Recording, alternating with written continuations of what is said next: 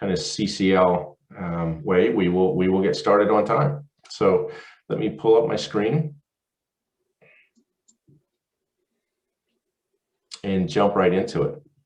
So if you all can see my screen, that would be a thumbs up. All right, excellent. So just a couple of logistics that we'll talk about before we get too far into this. We were going to kind of manage the mute, but we will allow folks to go ahead and take themselves off mute when they want to ask a question, so that we can have it more interactive. We were maybe expecting a much larger audience, so we were controlling that. But with a fairly intimate group, we can allow folks to just either raise their hand or just go ahead and go off mute and ask a question. While I'm presenting, if you would raise your hand though, and we can then manage. Jan will interrupt me at a good point to take questions from the audience, or you can put them in the chat to Jan, and she'll be labeled "Ask Me" in the chat, and then we'll make sure we pause and answer all your questions as we go. We'll take a couple polls along the way as well, and let's kind of jump into our workshop. So this is a tool that was developed by Climate Interactive and MIT, and it's presented by us here at Citizens Climate Lobby. I am Noel Smyth. I'm an En-ROADS ambassador, which means I went through some actual training to learn about the tool and to be able to present it in different methods to really get the most out of it. I have a master's in sustainability. I'm also the chapter leader for Delaware County, Pennsylvania, and I'm a liaison to a senator. We also have Jan Berry with us today. She's also an En-ROADS ambassador. She's got her master's in chemical engineering and has worked or does work at the Oak Ridge National Lab as an engineering project manager, and she's the CCL Tennessee State Coordinator. And then we have John Clark, who is the Appalachia Regional Coordinator. And this is the team that's going to manage through this today. So thanks for joining us. So we're going to go through the model. We're going to go into breakout rooms a couple of times. And the idea then in those breakout rooms is to work through scenarios of climate success. So we're going to figure out if you had the ability to set a global policy, we're going to allow you to actually simulate those policies and see what the result would be. You'll be able to see a number of just amazing impacts and results from these different policy scenarios. So, and then we're going to talk a little bit about it at the end. We're not only going to talk about what you learned about these different levers, as we'll call them, or climate policies at the global level, but we'll also talk about how could we as a CCL organization or as a team use this to engage with the general public to bring more broad awareness about climate change, but more specifically around a solution that we love to call carbon fee and dividend. So let's talk a little bit about En-ROADS, the tool itself. So it's a fast tool. It's a simulation tool. It's very powerful. It understands or helps us to understand or really learn for ourselves how can we achieve this transition to a low carbon climate or low carbon economy through changes in how we use energy, how we consume, and different policies. And again, I mentioned earlier that it kind of assumes that we're a global decision maker, if you will. We know that truly doesn't exist in practice, but for the policy to be fairly straightforward and intuitive, we had to make this assumption that it was a global model, because it was really hard to make a model that would model 129 different countries at once and have different policies for each. So we do use a global model. It's to really give decision makers an understanding of what these policies and investments would look like and which ones have the greatest impacts.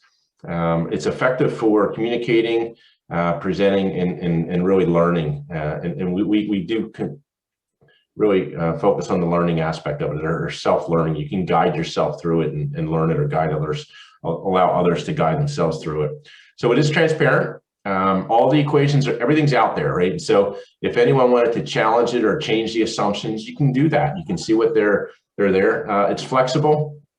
It's designed to to allow really a broad array of flexibility in these policy simulation tools, and still be rather kind of intuitive and pretty easy to drive. It's aggregated to be fast. So there's a number of different, like, very complex, detailed models that this is built upon. But what they've done, the folks at MIT and Climate Interactive, is they aggregated the data up to allow it to be really fast, because we're not running on supercomputers, and we don't have, like, days to process it. So it is somewhat of an aggregated model, which is great for what we're trying to do here. And it's for discussions, to learn, to strategize.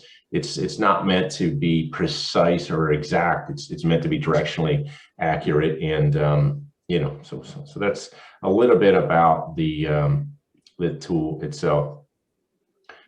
Okay, so this is the dashboard for what the tool looks like, and we're going to dive more into this in a few minutes as we. I'll actually walk through a simulation of this tool in a few minutes, but you can kind of see from this, it's graphical. The sliders or the levers that you can use are fairly simple to use, but also, again, as I noted, they're all of the assumptions are built in, and I'll drive through that in a few moments. So let's back it up and talk a little bit about why we're doing this. We're going to talk about the science and what's at stake. And I'm keeping this to a fairly high level for a couple of reasons. One is time sensitive, but two, my assumption for this audience is that you're pretty well up on top of why we're here. But we do want to talk about it because there's a nice piece of this introduction that ties it into the model. But the first thing is, for millennia, really, the atmospheric CO2, or the greenhouse gases in general, are at a higher level than they've been in the last 800,000 years, and it's increasing faster than any time in fact, millions of years. And so something's going on in the environment. So what is it, right? We know something's different, something not natural is occurring in the climate right now. And so when we look at, well, what's changed, we can see that our emissions are coming largely from things that we're burning: coal, oil, natural gas, land use changes. And land use changes could be like deforestation to promote more agriculture. And then there's others, and others are like the F gases and some other things that are thrown in there as well. But again, it's largely, we as a society have been burning coal, oil, and natural gas, which are the primary drivers of these emissions. And then when you look at what those emissions do, again, over this is only from 1970 now, of course, because we don't have measured data as long for these, but you can see there's certain gases that are, as we're burning these, we know we're emitting CO2 from fossil fuels and CO2 from land use changes, CH4, which is methane, nitrous oxide, and then the F gases. And so we're burning it, we're measuring what's actually going out there. And then, well, we actually see that the temperature is increasing. And you can see here we are in 2020, we're just above 1C, and the models now point us to a world in 2100, which I'll just say that's a nice round even number. It doesn't mean it stops there, but it's something that I guess folks can relate to, because it's this century, but it doesn't stop there. But the models say it in 2100, the temperature would be 3.6 degrees C over a baseline, and that also, it's 6.5 degrees Fahrenheit. So that's fairly substantial and has dramatic impacts on the livability of our planet. And so our goals, you can see, are written here as well. And there's two lines, one at 2 degrees C and one at 1.5 degrees C. And the 2 degree was the original goal. And then a scientist came back and said to really, limit most of the negative impacts due to a warming world, we want to have a stretch goal to keep it to 1.5 C. So what does that mean? Again, super high level. If we were to warm 3 degrees Celsius, Arctic sea ice would be gone for the majority of our summers. Insects, 50% of insects would lose over 50% of their habitat range. Our droughts would be longer, and wildfires would be expanded. In fact, we're already seeing this past summer that we've had here in North America was pretty dramatic in terms of wildfires. If anyone saw what Catherine Hayhoe presented yesterday, it was pretty eye-opening as to how much it increased in this last year. So there's high stakes, and this is just a tiny slice of what the stakes that are out there. So the first thing that we want to do is we're going to do this in teams. So we're going to break you out, and we're going to put you in 6. We're going to go to 4. We're going to put you into breakout groups of 4 per room. We want you to do a couple things while you're there. We want you to introduce yourself, talk about where you're from, and what would you like to get out of the simulation. You want to talk about what actions that you or your organization have done in the last several years to help mitigate. And then one person on your team is going to run the simulator while you were in the next. We're going to put you back into your groups in a few minutes after I demonstrate the tool, but decide who on your team is going to kind of share their screen and run the simulator for the team. So with that, I'm going to pause and let John go ahead and create our breakout rooms, and let's get started. And I put those instructions in the chat. So when you go into your breakout room, you should have the question you're supposed to answer in the chat. All right, we're all set. Have fun, guys. Hey, welcome back, everyone. I hope that was a good session for you, and you had enough time to introduce everyone to each other. So thanks for that. I'm going to jump right back into the slides to keep us going here.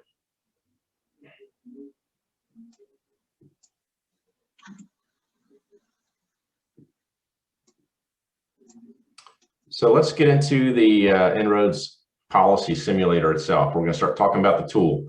And Jan, this is kind of like a key to the different levers that you have in there. And Jen just put in the link to that. So when you do want to refer back to this, you want to have that link. So you can see, I'm just going to briefly go through what some of the levers are that you have at your disposal as this global policy maker.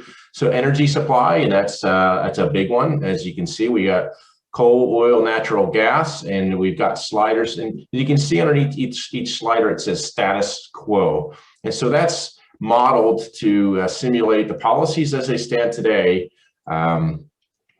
or simulate what those policies are as they stand today. And if you want to disincentivize coal, you would move that slider to the left. If you want to incentivize coal for some reason, if you think that will result in less coal, you can slide it to the right. And you can see we mostly left you room to slide it to the left. And so that's what each of the energy supply ones. And I'll just point out a couple. So coal, oil, and gas are fairly straightforward. Renewables as well. You slide it to the right to incentivize it, to the left to de-incentivize it, and nuclear as well. And then you've got new zero carbon. So this is a technology that doesn't exist today, but it's this wonderful, brand new, cheap, low carbon energy source, or zero carbon energy source. And that might be a thorium reactor or something else. So if you think that's yeah. Would that be fusion, which is 30 years away and always has been? Yes, it would be fusion is another one. And that's a great example, Peter, because I'll just say use that one with some caution, because, it may or may not happen. So it's more like the molten salt reactors that are being developed now. Fusion is still 30 years away. Thank you, Jen. Yeah, as from a chemical engineer. Well, I worked on it for 11 years, so. Yeah, bioenergy is there as well, and of course that's to use our biosphere, trees or forests or waste or agricultural crops to create energy. And so there is some bioenergy today, but you can incentivize or disincentivize that. But as you know, that has its own implications as well. And then the carbon price, which you're all pretty familiar with. And when I jump into the tool and do the demo, I'll dive into that a little bit. But again, you can put a price on carbon through this tool by sliding it to the right. And again, the more aggressive is you just slide it more. And then you've got some other activities in the middle. You've got transport sector, and you got buildings and industry. So the sliders are the same for those. You can make them all more efficient, or you can electrify them. So move things that are currently using like oil or natural gas or diesel or things like that to either put in a car or a truck and or heat a building. And you can electrify those components, or you can just put more efficiency into those components. Growth is another one there. You got population growth and economic growth. You can again, if you think policies to incentivize or disincentivize population growth are viable, go for it. But I personally tend to stay away from that one. And same thing with economic growth.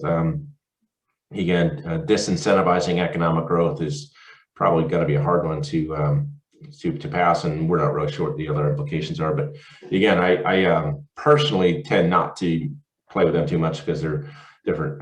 Land and industry emissions. So you got deforestation. You all are familiar with that. So if you disincentivize that, we maintain more natural native forests. So that's good. Methane and other, so that's kind of like your land use. That's the beef industry, cows tend to burp and fart, and that has a lot of methane. So if there's policies you want to put in around that, you can do that. And there's also in that there's a lot of leakage from methane in the natural gas transmission industry. So both of those would be kind of in that slider there. So there's a lot going on in that one. And then carbon removal, you've got afforestation, which is planting trees. Restoring forests or mangroves and things like that. So that's can be an effective policy. You can simulate that here as well. And then the technological, which is, you can look, and this is, again, you're looking at technology that may or may not come to fruition in an economic way, but things like carbon sequestration, carbon capture and sequestration, and things like capturing carbon dioxide directly from the air and putting it into the earth as well. So again, I'd use those with some caution, but check them out and see what you find out with them. So that's kind of a high level view of what levers you have available. So it's a pretty substantial tool set that MIT has built into this tool as well. So let's take a look at what's at stake here. What will it take? So what else? That's what you have in front of you now. You have these, what will it take to limit warming to less than 2 degrees or even 1.5 degrees Celsius? So let's just take a pause here for a moment, and I'm going to try a poll. If I can do this, let me shoot over to what I want you to do in a browser, if you would. And Jan, if you would put that in the link if you haven't, right? So Jan, put a link out there to pollev.com/Noel Smyth 331. So that's my first name, last name, and then the number's 331. If you put that into a browser, either in your phone or another window in your computer, then you can participate in this really quick survey. It'll just take a moment, but what I want to do is just kind of take a pulse of the room let me clear responses and activate. All right. So if you go there and start to show your responses, that would be awesome.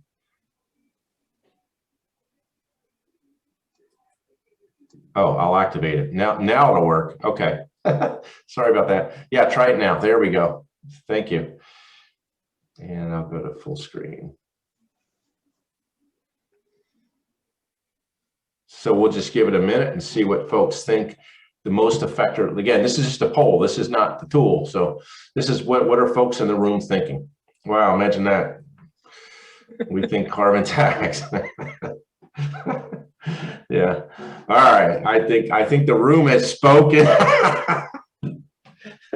We now 100% carbon tax. That's awesome. All right. So let's jump back into the slides. I'm going to go ahead and lock that one. So maybe in a room that's not full of CCLers, we might have a broader distribution of responses on that poll.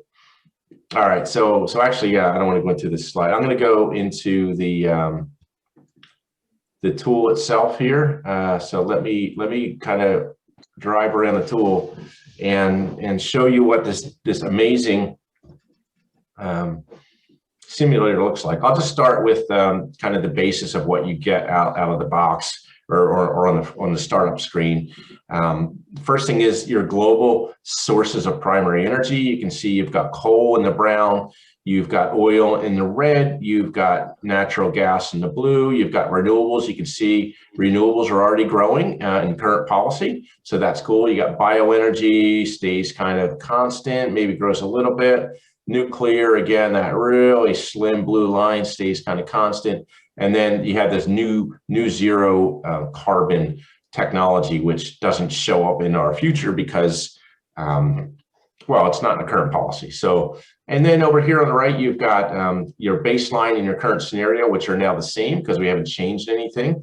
And you can see on this axis here, on the y-axis, you've got gigatons of CO2 equivalent per year. And then over here is kind of the goal. 3.6 C is what our world is currently, that's the guide path we're on now. This is called business as usual. That's what our temperature increase will be by 2100. So we get to play with the policies and see how a policy change would change that. So I'm going to go ahead and move a couple of these, and then we'll see what that'll change. I guess the first thing I'll do, I'll just ask the audience. I'm going to simulate something that just happened in the news recently. If you all were watching in the last 30 days, I think General Motors said we're going to electrify all of the vehicles. So by 2035, all of the vehicles that we make will be electric. So let's pretend GM, like the rest of the world, followed and you know, governments put policy in place to do that. What do folks think will happen if we electrify the transport sector by fully going like as aggressively as we can, which is going to an electric vehicles for cars and trucks? So I'm guessing by itself, it's not going to move the needle much. Okay. Any other opinions? So yeah, that's great, Amy. Thank you. So any other opinions? Do we think it's going to be a game changer? Do we think it'll move the needle more than, let's say, 0.3 degrees? So 3.3. We get to 3.3. Any bids for 3.3? I think it'll move the needle by 1.5 degrees centigrade. It all depends on where the electricity comes from. Oh, there you go. All right, now we're thinking. So let's move it then. We'll move it all the way, and we'll watch a few things. Any other opinions before I move a slider? Okay. Just that point about where the electricity comes from, we haven't moved any of the supply stuff.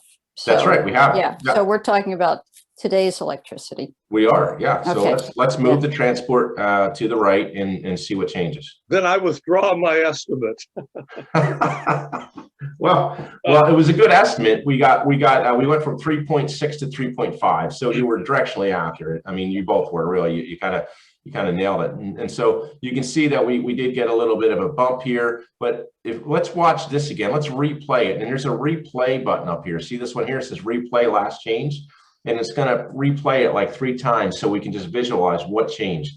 And I want you to look at exactly what Amy mentioned about, well, we didn't change the other sources of energy in the grid yet. And let's see what it does to coal, just to see. All right, so I'm going to replay that change. And which way does coal go? Coal goes up. Yeah, you can see renewables goes up, but so does coal.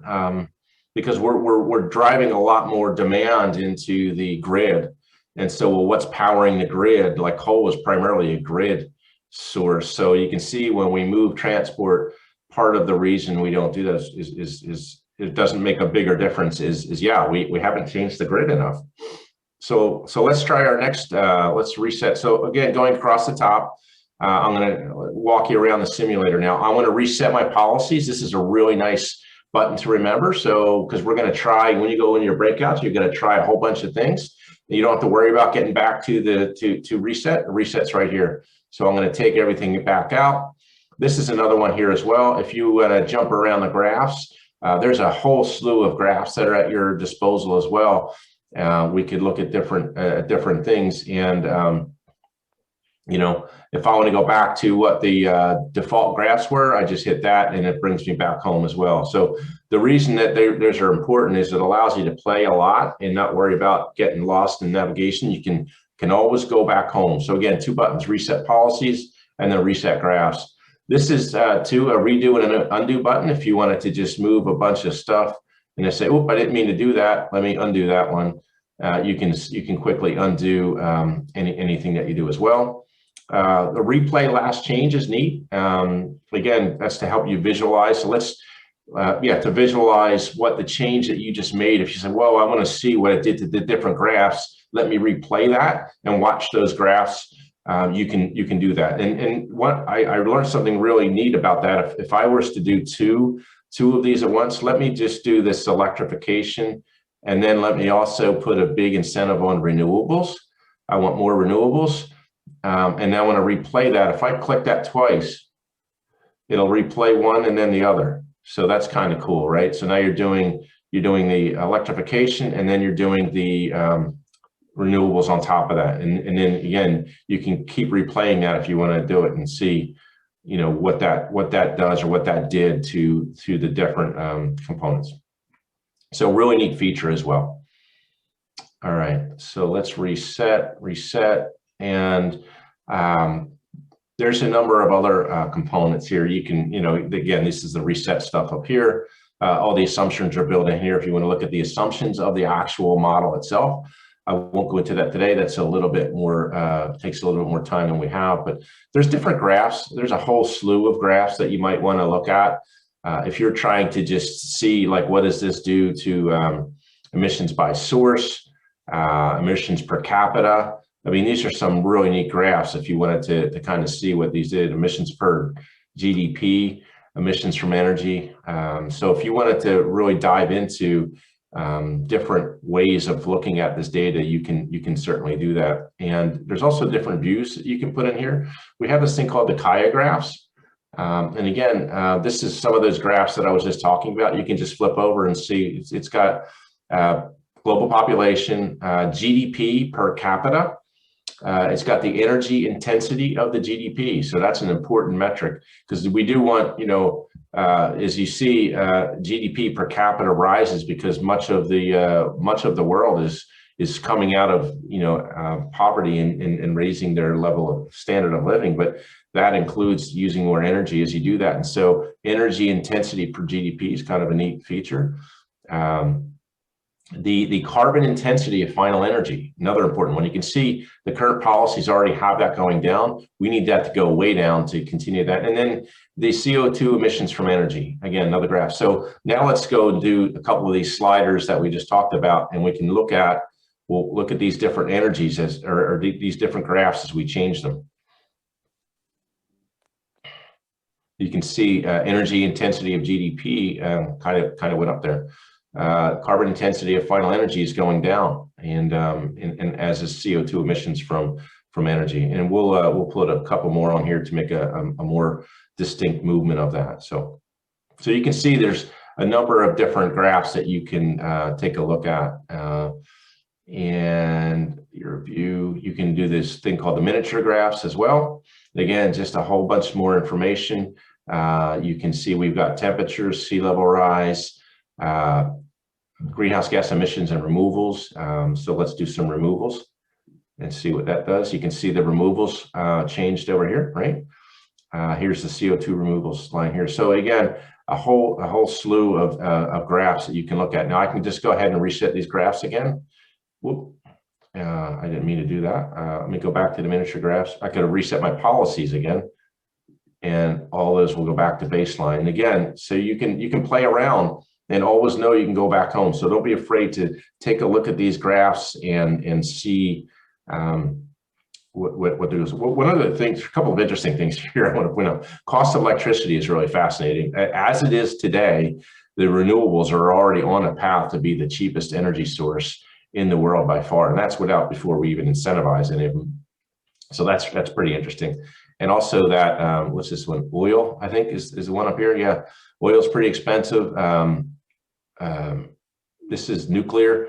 Nuclear is pretty expensive. And we can look at that. See, I just clicked on that, and then that brought it up as the main graph. So if you wanted to like dive into that, you can see that oil actually tends to be, because the extraction of oil just by itself is going to get more expensive over time. But you know, nuclear is just kind of expensive, and renewables is fairly cheap. So we'll put some incentives in there, and you can see how that drives, you know, the affordability of that right down. So pretty neat stuff. Okay, I'm going to reset my graphs. I'm going to reset my assumptions.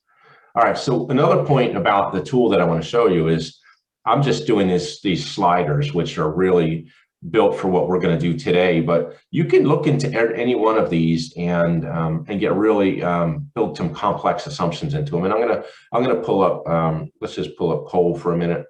It tells you, you know, again, it defines what it is: discourage or encourage coal mining, or you know, mining coal and burning it in power plants. You can put a coal tax on there. You can even simulate like when you want it to start, when you want it to stop, what percentage in coal reduction you want to target, what year you start and stop. So it's a really, it's a fairly detailed tool that you can use to incentivize or desincentivize any sector. And you can see on the right, it'll show now the coal primary energy demand. So I'm just going to go ahead and, you know, throw a big tax on coal, and you can see what happens to the energy demand for coal drops considerably as we do that. And so that's a neat tool. And you can dive into any one of these policies by just clicking on the three dots and to see what details you want to put in around, you know, doing that. But for today's purpose, again, just due to time limitations, I'm going to encourage you to take a look at those, but really just use the sliders for simulating your policies to do it. And I'm going to touch on carbon just real briefly. We all know about our carbon fee and dividend, and you can model that directly in the tool pretty precisely. But again, the slider does allow for a pretty good approximation of our policy. I modeled our policy in there directly, and that 2.7 goes to 2.6 because our model is even a little bit more aggressive than what they have defined as very high. So, but it's directionally accurate, and you can feel confident that in sliding that carbon price all the way to the right, that's a pretty good simulation of the carbon fee and dividend. I'm going to pause there for questions. And Jen, if you have anything else that you want to add in that I maybe missed, please chime in now as well.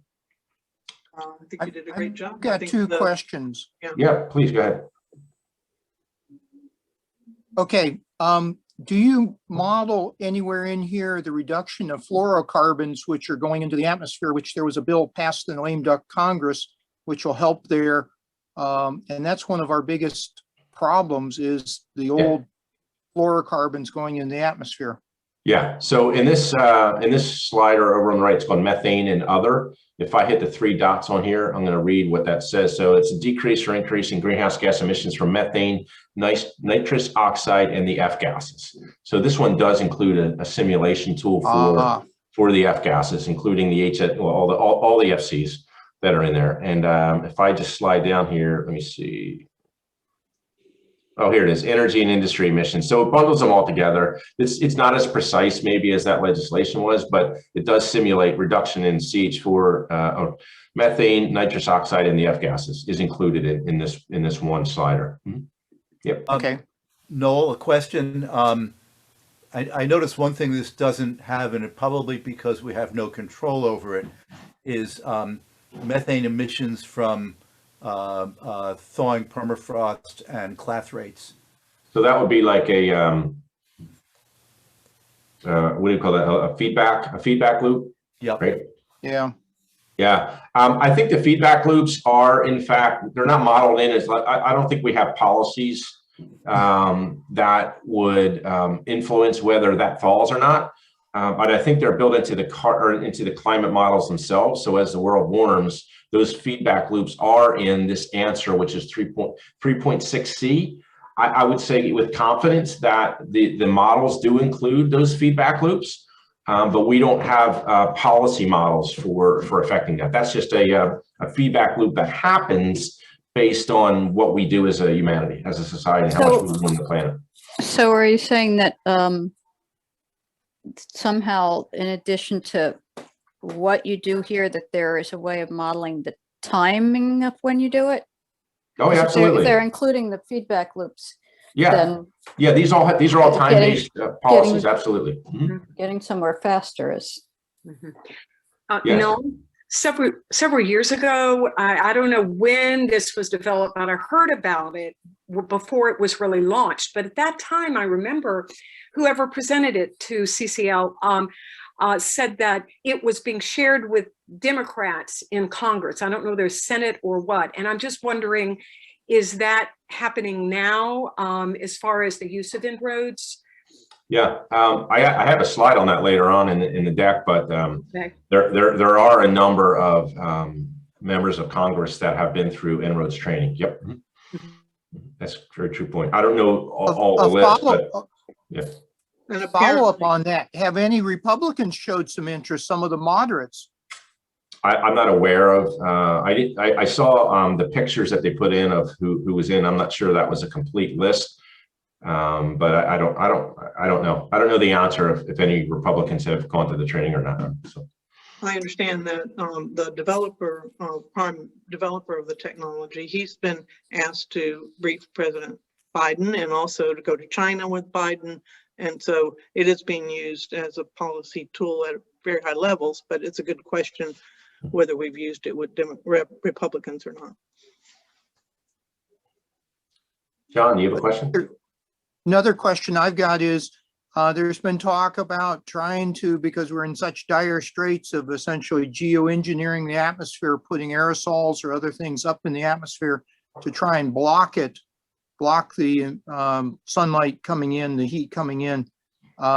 Is there any way to model that in this? No, we don't have that. Yeah. That would be, no, it's not in the model, and it's also not a good idea.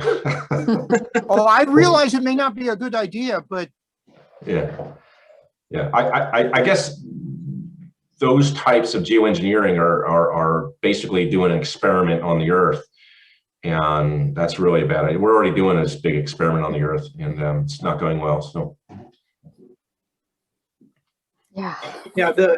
This is a good way to focus your energy on what makes a difference.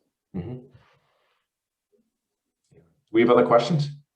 Yeah, I know this might be a mythical metric, but this thing tries to measure a lot of probability, and I wonder, if you could somehow try to capture public opinion. And I know it's a global tool, but as more people get on board with it, wouldn't that drive, an incentive or more people to believe that some of these changes are going to happen if we don't do this, or if we do this, or I don't know. It might be mythical, but yeah, no, that's a really good point. As some of these policies come out and are successful, and it should breed more positive policy changes to support them. But this tool doesn't build into it public opinion or a changing of public opinion. It's kind of strictly on like a policy, in a perfect, I hate to use these words, but in a world where there was a policy maker that had or a board that had kind of global span, and they could implement these on a global nature, they would be effective. But yeah, it kind of presumes that the population allows this to occur. Yeah, that's what they say, that you give people this tool and they figure it out for themselves what they can do, and then that can build build support for these initiatives. So Glenn Rogers has his hand raised.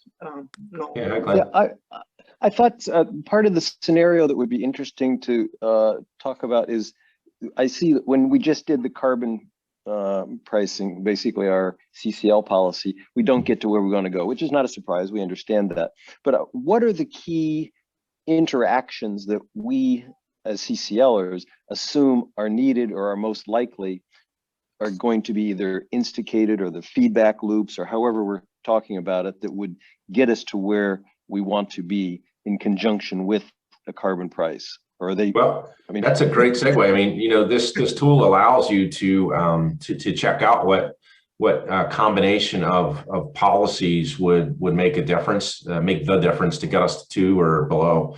And we're going to let you kind of self-discover that in a few minutes, because that's like one of the really neat things about this tool and how it works is it's not about, you know, the presenter telling you the answer. It's about allowing you all to go into it and discover what that answer is. And that's the kind of the power of this tool, is we put it in the hands of folks to self-discover, to understand it. So I'm gonna allow you guys to in your groups to come back with that. Like, what are the combination of policies that you think will be most effective? And yeah, it's a good question. Any other questions before we get into the tool? Yeah, it's I probably. joined a couple minutes late. Can you refresh where you access the tool? Mm-hmm. I have the addresses in the chat. If you look in the chat, you'll see the climateinteractive.org. And you can put that in your browser. Yeah. And So I've just also, yeah, go ahead, Jen. I'm also adding the content of this slide that Noel just pulled up to the chat, so that you'll have those instructions when you go into your breakout room to refer to. Yeah. For those of you who joined late, welcome. I did spread you out amongst the other groups, so you're not all together. Your team will know. Yeah, thanks. And just a reminder now, you know, one person in each of the groups will go ahead and share your screen with the other group members and drive the simulation, but it should be a shared discussion. You want to make sure that you allow each voice to be heard, and make sure you go around and get everyone's input as you slide things back and forth. And I'm going to, you know, put a little bit of a restriction on you, because if you just move every slider, you can get to 1.5, I can tell you, but I'm not sure. So I just want to say, let's try to find the top 3. And since we all know what the top 1 is, let's try to come back with what's the second most effective lever, because we already know the answer to the first, but and we can have a conversation about that, but see how close you can get to 2 degrees. You know, again, lowering the temperature at 2100 is the goal, but see how close you can get to 2 degrees. What's your most effective combination of levers, or even the 3, and then what are the realizations that you want to share? So that's kind of the goal, and we're gonna give you about 20 minutes to go ahead and do that. So try it out, move it around, and I'll kind of try to jump around from group to group and see how it's going. Any questions about what we're going to do now? I was going to say Tom and Melissa have their hands up. Tom? Yeah, Tom. Yeah, just a reminder that for those of us who came late, we cannot see anything that was put on the chat earlier. So Okay. if you could just put the vital information on there, I'd appreciate it. Sure. That's what I was going to ask too. Yeah, great. Show up.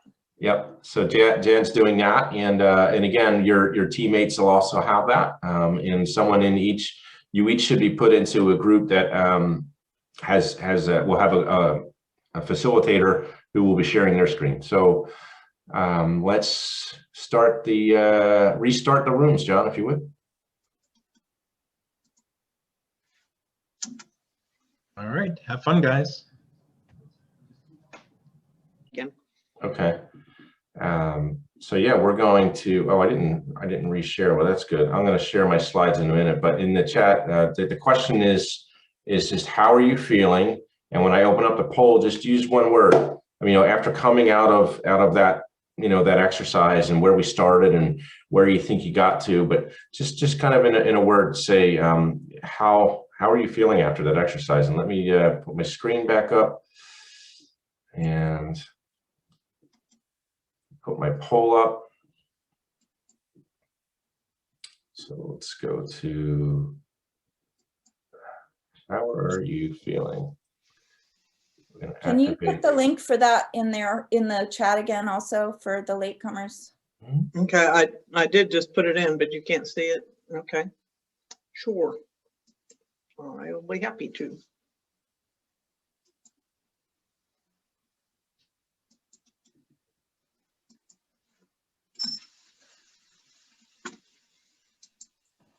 Now I see it, thanks. Okay, great. Hey, we got some big encouragement. That's awesome. Hopeful, energized, worried, challenged. Definitely. It's not easy if you look at what these policies are and what we have to do. Excited. Encouraged and challenged. That might be a good summary of what I get out of this too, right? Yep. I got a surprised in there. That's okay. Okay. Engaged, smarter, good. Awesome. All right. So definitely encouraged and challenged come out as kind of our top feeling, if you will, after experiencing that. And so I'll just pause for a moment, and we're going to get into our debrief, but let's just share a little bit about you know, some of those feelings. Anyone want to share, like, you know, the challenging piece and the encouraging piece? I put challenged in because after looking at the various sliders in our group, it was tough to come up with the one, well, first with the 2 degrees C, and really challenged to get to 1.5. And I think that's what the world is going to face. Yeah. Because some of these solutions are going to require almost all the nations to do their very best, and we're going to have some outliers. Yeah, yeah, definitely. It's going to take the big economies to play fully in this. Absolutely. How about the encouragement? Who put an encouraged out there? I'm going to talk a little bit about that. I said encouraged just because it's clearly possible, but challenged because probable is a different question. That's right. It's really hard. You can do it, but only. Yeah, I tell people that all the time. What we're trying to do is really hard, and yeah. But carbon pricing seems to be certainly convincible. Yeah. And we got our organization, you know, we seem to be on the right track. Yeah. Tom, you want to chime in? Yeah, we use the lever of technology, and that was carbon capture technology, which means that's union jobs. And so that was really exciting to me, because that's the sticky wicket I think that we need to figure out how to bring that to happen. Yeah, get the union jobs going. Yeah, that's a really great point. Like, to re-architect our entire economy around clean energy is going to take a lot of labor across the spectrum, you know. Yeah, just look what happened in Texas. They need to get integrated into the entire US so that we all can protect each other when the problems are hitting one place. Yep, and weatherizing your infrastructure also takes labor, and yeah, absolutely. So yeah. So let's talk a little bit about, like, most of us, or if not all, our CCL. Like, what can we use? Like, how can we use what we learned today in our CCL work, and maybe how can we utilize this En-ROADS tool with your members of Congress and members of the public? Any thoughts on that? Well, I would love to get in front of Brian Fitzpatrick with this. I would need to get super trained up on it, because this is the first time I've seen it. But in a way, it gives him the ammunition that he's looking for, that the construction workers. Yeah. Now it happens that his construction workers are, you know, pipe fitters and, you know, those kinds of welders, things like that. They would be happy to do transportation infrastructure. So moving them over to other types of construction with carbon capture would be good, but it might be more likely to have those kind of projects out in the western part of the state as opposed to the crowded eastern part of the state. Sure. Well, if you ever needed a tool jockey to go to a meeting with Mr. Fitzpatrick, I'd be more than willing to do that. So awesome. What else, folks? Anybody else? We have people who've raised their hands here. Okay. Glenn? Yeah, it seemed in our group, the whole thing about methane, which suggested, as we have this past year, some of the agricultural related bills and complementary bills to our carbon tax are an important part of the package. And maybe this tool could actually help us tie together some of those complementary bills. Yeah, and as Noel had said earlier, it also includes the methane leaks from natural gas pipelines. So if we have less natural gas, then we should have less leaks. So as well as fluorocarbons and nitrogen compounds are in that category. Yeah, the NOx are going to create acid rain. Yeah, and I don't know how much they are a global warming, but they do create, yeah, glass acid rain as well. Melissa, and then John. Yeah, I was actually, it's a little tangential to your question, but I was just wondering, is there a way with your model to use only 3 of the levers and actually get to 1.5? Because we tried a bunch of permutations and the lowest we got was 1.8 degrees. Yeah, I think there are the 3. What were the? You want to talk about those 3 levers? I think most folks maybe landed on those 3, and then we'll talk about it. Yeah. Okay, the 3 that we used were the land and industry emissions for methane, reducing methane, yep, the carbon removal technology, yep, and the carbon price. The carbon price was the biggest lever arm there. That's but right. Yeah. So, and just moving the bars without digging into That's the subheaders only got us to 1.8. Yeah, so, and that's you're right. You don't get to 1.5 with just 3 levers. The other point of this whole thing is it's going to take a lot. It's basically the entire, everything should be on the table, because if we're going to get there, we need to do them all. So electrification, efficiency, carbon price, land use change, plant more trees, stop cutting down trees. We kind of need the full stable, because even when you look at like carbon capture and sequestration and direct air capture, like those things don't really exist today, right? So there's some risk associated with them, right? And we're making this broad assumption that we're actually going to figure that out in a time that matters. So yeah. John, do you have a question? I just we're trying to motivate Conor Lamb in Pennsylvania, District 17, to get him on board with co-sponsoring our bill, and he actually went and met with the people that designed this tool. And I'm a little bit concerned that even after him seeing this, we're still having trouble nudging him. So what it's going to take. Yes. That's where CCL comes in. What is it going to take? And it's building support in the district and educating them, and get more calls. And we'll talk about calls in a few minutes, but making sure that he understands that the public needs this and wants this. So, but yes, we have a picture of Conor Lamb coming up on one of my slides at the training. So persistence. Yes. One of the regional leaders yesterday suggested using the website Open Secrets and finding out who the donors were, and then seeing if you could bring them in as somebody who was a donor as an endorser. Yeah, that's a great. And maybe bring them into a meeting after that. That was a really good idea. Yeah, it is. Richard. Yeah, Richard. Yeah. Go ahead. You're unmuted, Richard. Yeah, I'm sorry, I was not able to find the raise hand button, so that's okay. For seeing it. Got a lot of brain power on this call, and just got a question about afforestation and deforestation.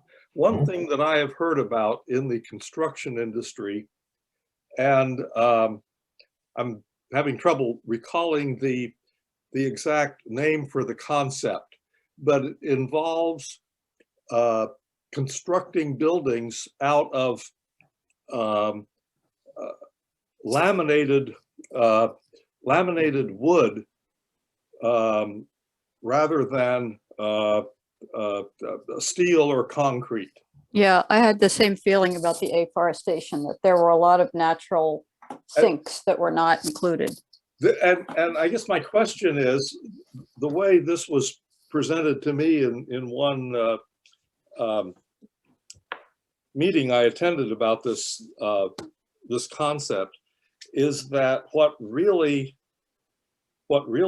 sucks the carbon out of the atmosphere is when trees are growing. And then when they've more or less reached maturity, they don't do all that much more in terms of sucking out the carbon. So the beauty of this type of construction is that it replaces these mature trees that aren't doing much good with young trees that are then going to suck additional carbon out, and in the process get rid of two building technologies that are tremendously carbon intensive, namely concrete and steel. Any reaction, any comment on that? Well, I can confirm that concrete is a major, cement manufacturing is a major contributor to greenhouse gases. So that's a very true statement. And about deforestation, the mature forests of the world, and there's only a couple really big mature forests left, like native forests are some of the biggest carbon sinks. Mature trees still grow, and bigger trees hold more carbon. Smaller trees don't. And so I'm not sure that where you got that information, but the fact is that the kind of the virgin forests that have never been touched, the very mature rainforests that we have globally, the three that are left, they're very important for carbon sequestration. In fact, there's been so much deforestation in Southeast Asia that is no longer a carbon sink. It's now a source. They're emitting more carbon into the atmosphere from deforestation than that rainforest is pulling into the ground, but because of how much has been cut down. So I guess I'll counter the argument around mature trees. Mature trees sequester more carbon than new trees. I think though that there's another point under what Richard was saying, which is if you change the way you think of building materials to think of them as a net carbon sequestration instead of a net source of embodied carbon, that even the technology that he's discussing with cross-laminate beams and walls, there are other ways to do those technologies besides cutting down old growth trees. I mean, nobody has gone real far with it, but there are the possibilities of making those things out of bamboo, which grows very rapidly, pulls a lot of carbon out of the air, is incredibly strong even before you laminate it, and people are building skyscrapers out of these cross-laminate timbers. You could do similar things with hemp for insulation, where you're pulling carbon out of the air and then sequestering it in buildings. So I guess what my point is that the afforestation as the only, if you open it up, the only basis in there for natural carbon sequestration is add trees where they're not happening now, but there are actually a lot more potential within natural systems than that.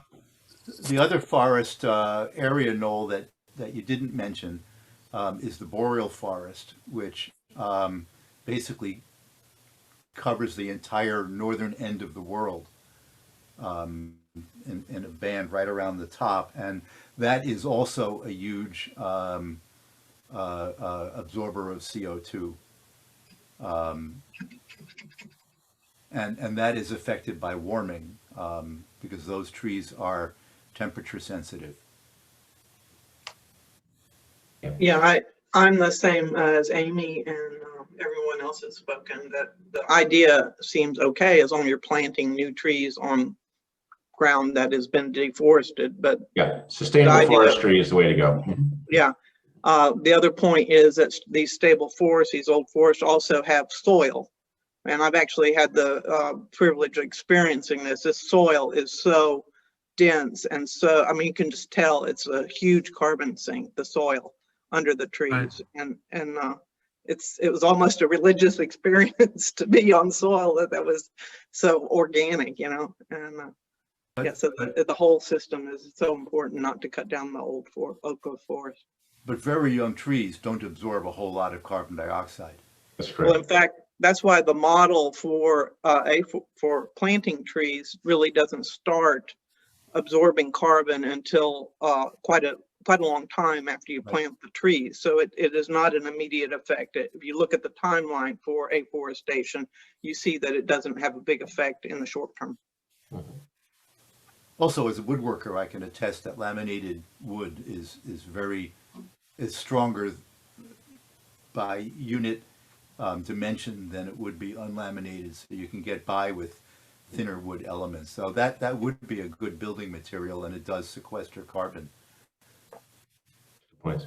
Good. Glenn, you have a comment before we head on?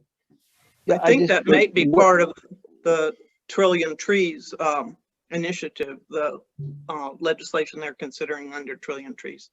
Sorry, go ahead, Glenn. Yeah, go ahead, Glenn. No, as we were looking at this, after carbon pricing and methane and other gases, there wasn't any way to get to 2 unless we use technological removal, so if you take technological removal off the table, how do you get to 2? Yeah, with just 3, it's really hard. I guess the point of that would be we would need to utilize a lot of other policy levers. That carbon pricing alone, even carbon pricing and methane alone, are not going to get us to where we need to go. We have to then work on you know, electrification and efficiency and all of those levers. And really that's the whole point of that, is it's going to take literally all of these levers to in some part to make this work. Yep. I was going to say that if carbon sequestration is a technology that's going to come on, let's say 10 years from now, but we want to get people working in the unions right away, right? There's all the other infrastructure things that we need to do, like changing the electrical grid, you know, building more wind in the center of the country where wind is really prevalent, and off the coast. I mean, there's all the manufacturing of steel that's going to be required and all the wires that have to be made in order to string them all over the world. So there's a lot that we could do to get people employed in the short run as we experiment and learn how to do the carbon sequestration. And the other thing is, we just created a vaccine in 9 months, which usually takes, what, 15 years? So somebody's going to come up with something if we put enough, you know, emphasis on it. Give it incentives to do it. Yep. All right, we'll take one more. Okay. Just to comment on what was just said, not a question, I'll give my other question to somebody else, but out in Bedford and Western PA, we already have more demand for renewable jobs than there are people to fill the jobs. You go around and talk to businesses who are trying to do it, and they can't find people to hire. So that's the problem out in Central PA as I see it. That's fascinating. All right, Scott, let's take yours and then we'll jump back into the presentation. Yeah, I just sent you a link that I'd like you to send to everyone, and it's called drawdown.org. I don't know who's familiar with Drawdown, the book and the website. And there's a framework I'm looking at on my computer. I'm on my iPad, so I can't share it. but it's called drawdown.org/drawdown-framework. And it essentially shows where the current sources are, where they're going into the atmosphere, how much stays in the atmosphere, and then where the sinks are. It is dramatic. It's electricity production is 25%, food, agriculture, land use is 24%, industry is 21%, transportation, which we're talking a lot about, is 14%. I've done my little part of a Tesla, but I came to realize that there's 3 parts that I can't do anything with on EV with. Then there's buildings, there's other related energy emissions, and 59% of what we put up in the atmosphere stays in the atmosphere for a long time, at least our lifetime. Yeah. And 24% gets put in land sinks and 17% to coastal and ocean sinks. Yeah, so drawdown's a really powerful program as well. So folks, running out of, if you thought you did everything you could, go to drawdown, and there's like a dozen more ideas that you can do to reduce your own personal and even your kind of your community's emissions. So all right, I'm going to go and try to keep us on time and jump to our next slide. So just looking ahead, we have the tools, right? It's just about political will, but we've known that in CCL for a while. Solar and wind are getting cheaper. Corporations are all jumping aboard and investing in clean tech. The General Motors promise or goal that was put out recently was stunning, to say the least. Countries and states are stepping up. You saw that when the US jumped out of the Paris Climate Agreement. Cities and states jumped in, but we're back in it now, so that's good news as well. General public's becoming more educated. So there's a lot going on, a lot to look forward to. Top insights from En-ROADS. They tell us there's no silver bullet. So there's,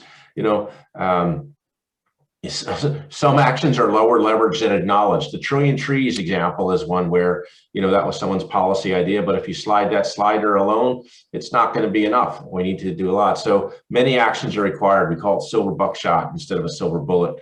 But we can do it. It's still possible, but we need to do a lot, and we need to move quickly.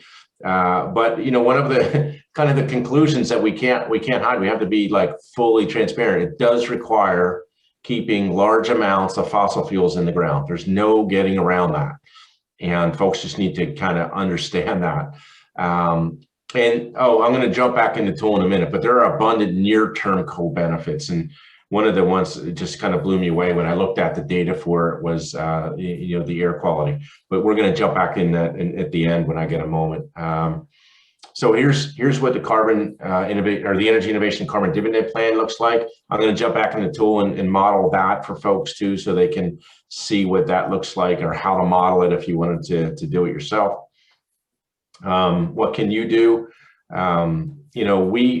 I like to think in CCL, we work across a lot of these, but this is kind of like the theory of change. You can do personal change, social network change, organizational, public, and even cultural, which is, I do think that Citizens Climate Lobby is in the cultural and public and organizational realm, and even the social network. We kind of span all of those. But if you want to change systems and norms, that's what putting a carbon price is. It's like change the system. Of course, the public is like, voting and making our voice known in the public space, and of course, changing our the organizational components obvious. But yeah, I think CCL is like we play in the organizational, public, and cultural areas of trying to do that. But there's personal things you do too. Like my own personal journey to Citizens Climate Lobby was when I figured out, man, me doing all these things by myself isn't going to make a bit of a difference unless we change the systems that the rest of the economy drives. So I found CCL, but I was already kind of on my personal journey before that. So let's drive here. Yep. So there's this is Jay Inslee. Just to make the point earlier that Congress, certain members of Congress have been trained on this tool, and this is Jay Inslee talking about it's a great tool. Here's Conor Lamb, and Conor Lamb's quote was, it gives him a sense of integrity as a policymaker. He can see the results in a scientifically validated tool. So for those that meet with Conor Lamb, you might want to, remind him of that. And then, Sheldon Whitehouse, who we know is a climate champion in the Senate, also has used the tool. But there's a bunch of others as well. I don't know what sides. There were probably, I saw some from Maryland, Virginia, DC, when I was looking through the slides. So here's where I transition out of the tool for a moment and give you kind of a pitch. Now, I'm now showing you some of the slides I use when I'm engaging the public that are non-CCLers with this tool. I then go in because they've just self-realized what you all knew, which was the carbon pricing is the most effective tool. So let me tell you about this awesome tool called the Energy Innovation and Carbon Dividend Act. So we charge a fee on fossil fuels. We return 100% of the revenue back to households. That's a dividend. We put this great border carbon adjustment in, and there's some small limited regulatory adjustments that are in place. And what this tool is very effective. It drives carbon emissions to 40% reduction in just 12 years, so it acts quickly. It's good for people. Families get paid. So the dividend of a family of 4 in year 10 is about $4,400. This offsets the cost and then some of increased cost of goods sold because of the increased energy costs. There's a healthier environment, and this is an amazing one to me. Today, 114,000 lives are lost every year due to air pollution, and by 2030, 295 will be saved because of better air quality. And I'm just going to go back to this in a minute. New studies have come out that have more than quadrupled this. So the number is even bigger, the number of lives that are lost every year due to PM 2.5 in the air. And I'm going to show you back in the tool how that particular thing changes. It's good for the economy. Jobs are created. So you guys kind of get all this. It's bipartisan. And so would you take some action? Do you want to join Citizens Climate Lobby today and kind of help us do this together? And if you can't make that commitment, would you at least then sign up for our monthly calling action? And Jan, if you would kind of put that link into the tool. Everyone that's in CCL today should be already signed up for this. And if you're not, please take the action to go ahead and sign up for the calling campaign. It takes literally 5 minutes a month to call your member of Congress. We give you a really nice tool to do that with, and it's a nice reminder. I do it as well, and I think we all should. So I'm going to jump back in the tool for a minute. There's something that I'm just dying to show you all, and it's about the co-benefits, and I'm going to try to pull up one of the slides here. If you go down here to impacts, and then you look at there's a couple of different impacts you can see, and I'm going to go ahead and pull out air pollution from energy, and this is the PM 2.5 emissions, which, if you know what PM 2.5, that's the one that causes a lot of respiratory ailments in our communities, particularly like asthma and other types of respiratory issues, and it's causing premature deaths in our country and driving up our healthcare costs. But one of the things that I found interesting when I started to look at this, when I go ahead and put our carbon price in, look how far down that goes. I mean, to me, what that means is we now have clean air in our communities. We're not killing people. I mean, to me, that's just an amazing showing of what we can do if we were to go ahead and put a price on carbon. And you can see how dramatic and quickly that this goes out to do that. So pretty powerful stuff to do that. So the last thing that I want to, sea level is the other interesting chart. And I want to show this, and it's good that Tom's on here too. He's really familiar with sea level rise. But if you can look at sea level rise for a moment, I'm going to reset my graphs. Oops, I didn't mean my graphs, reset my policies. I'm going to go back down to sea level rise, and you can see the way that chart it's going up, like, it's not stopping at 2100. Basically, we got 1.2 meters of sea level rise in 2100 according to the models, and it's continuing to go up. And so the thing that I need to show here is that we put a tax on carbon and we do some other things and try to reduce what's going on, guess what? Sea level's still rising about a meter.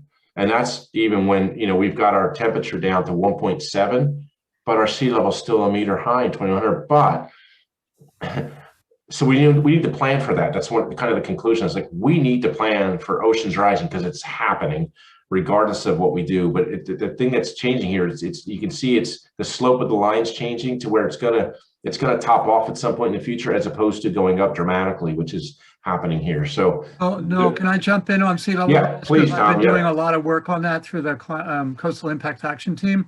Yep. 2 of the members of our team are climate oceanographic scientists.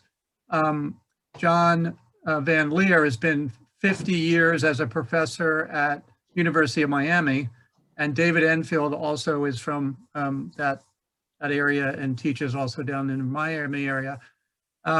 John has modeled this just like you're saying, that if we get our bill with carbon pricing, going, then sea level rise will level off at about a meter over a course of about 300 years, right? And we have the technologies and the abilities to deal with that with our existing technologies and the ways that we do things, right? Certainly some communities are going to have to relocate. Some communities are going to have to build walls. I mean, there's a lot of adaptation that's going to have to happen, right? Mhm. But you're absolutely right, based on the models that he has been looking at, that our bill will level sea level rise off in a way that civilization will be able to continue. Yep, exactly. Thank you, Tom. Kind of made that point. All right, I'm going to do one more thing in here before we wrap it up. I'm going to jump into our bill and try to model it live with you. I hope I don't embarrass myself. I've been doing this. Let me reset my graphs. And so we're going to say that, so you got all these different factors here. So the year that the carbon price starts to phase in, 2021 is fine. Years to achieve the initial carbon price, I'm going to say 1 year. That means we start to achieve that, okay? The final carbon price, I'm going to put it at $815. Whoops, 810, 815. Let's see if it allows it. Okay. And year to start achieving final carbon price is 2100, and years to achieve that is 80. Well, it's 79 actually between now and then. So emissions, why didn't that move? I did something wrong already. Year to start achieving it. Oh, here it is. Year to start achieving it is 2021. I think that's what I need. So there you go. So now you can see it basically from 2021, it's on a straight line up to that, and that's where you get the 2.6. So perfect. So you can see it takes a little bit of work to model that in there, and so you can see I'm gonna go over it again since I did it. Years to start to achieve it, I was saying in 1 year after the bill. I'm saying we're going to 815. That's a rough approximation. I just did like 80 years with, so that's 800, and I added 15 for the first year. I think is something like that. I think so 805 might be the number, but anyway, it's directionally accurate. Year to start achieving it, and this next year start achieving that. Years to achieve final carbon price, 79 years out. And when I put all those in, yeah, you can see the carbon price. It goes straight up to that number over time, and that's the 2.6. So questions about that? What about non-linearity? What is the initial carbon price? $15. Yeah, 15. Yeah, so maybe I should have put that there, huh? Okay, I see. All right. Except I think the way this is working, that's going to add. Yeah, that would add to it. Yeah. 15. Well, so there's no carbon price today. But what I'm saying, I straight lined it between now and 2100. Okay. Yeah. So it's an approximation. Thank you. Mm-hmm. Don't we also know that there are different parts of this, that it wouldn't necessarily have to be linear over that period of time, that going up a certain number in price is very feasible, but then you're going to get to periods where it's not going to be as easy. So these non-linearities as we go through technology bumps and such, how important is the time path of that? Yeah, I think that's a good point. So if there's certain, if we don't hit certain targets in emissions reductions, there's additional like accelerants to the carbon price that could occur. And that's not modeled in here. This is, I guess, just presuming a happy path and that carbon emissions come down, which I think our model shows that it will. We'll hit those totals. So yeah, but I think it's an approximation again. But I think, this is just a slightly more accurate approximation than just doing the straight line, moving the slider. That's all. That was the point. And if someone wanted to challenge you on can you model our bill into this tool, you can model it fairly accurately using those sliders that I just did. To my knowledge, CCL doesn't project it over 80 years. We talk about something like 25 years and getting up to about $250 over that time. And then the expectation is that the carbon use will have gone way down and that the dividend would start to decrease at that point because the fossil fuel usage will have gone down. But only if we meet certain targets. And if That's right. If we meet targets. Yep, that's right. Yeah. All right, I'm going to stop my share. I think that's all I have, and we're pretty close to time. And I'll stay on and answer any additional questions. But I'll just give one more pitch for the monthly calling campaign. If you haven't signed up, please do and send it to all your friends, because we don't have a lot of time. Thanks, everyone. Thank you. Thank you. Yeah, I would say I learned more in the last 25 minutes than I have in a long time. Melissa, have a question? Yeah, so I signed on late, so you probably covered this, but how is this? It's a beta version, but are you all willing for us to use it heavily and show it heavily? Absolutely, yeah. And put it on social media and all that? Absolutely. Ready, yeah, please use it, share it, learn it. Yep. Yeah, it's this great, is actually. Thank you. It's our understanding it's this version that's being used to show Biden, President Biden, his options, policy options, as well as being taken to China. If you go to Climate Interactive, you can sign up for trainings where they will teach you how to use it, and you can get certified as Noel did. Are you certified, Amy? I am not certified. Yeah. I want to be certified. I think Oh, it was kind of fun. Yeah. I want to say thank you, Noel, for getting certified and making that presentation. That was wonderful. Yeah. All right. Thank you. That's great. Thanks to Jan and thanks to John for making this possible today as well. Thank you. Noel, and you had a slide at the very beginning of your presentation that I found a compelling answer to the argument that things go up and go down. The slide that showed the overall carbon level over 800 million years. Can you give a source for that slide or? Yeah. That's a NASA, I think. Or a NASA. Yeah, that slide's generally available all over the internet as well, but we'll make the slides available. John, will you be able to send a link to the slides to folks? Yeah, actually, I'll put this, if you want to review this presentation again, I'll put it on our Appalachia YouTube channel. Give me a couple days to get that edited and uploaded, and we'll put the presentation along with the recording of this. Thank you. Thank you very much. Thank you. Thank you all for coming. Yeah. Thanks, everybody. Bye. Thank you. Thank you Have a all. great rest of your weekend. Thank you. Bye-bye. We see you.